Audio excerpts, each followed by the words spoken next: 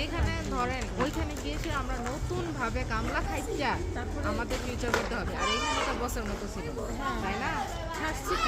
Specially আপনি এখানে কি একটা বস, আপনি আরেকজন অর্ডার করতেছেন, আমরা ওইখানে ওই কামলা দিই, আমাদের জন্য বিষয়টা অ্যাকসেপ্ট করে নেয় না। মানুষ হয়তো অনেক কিছু ভাববে বা এটা ভাবুক, এটা দেখার বিষয় না, এটা দেখার বিষয় না।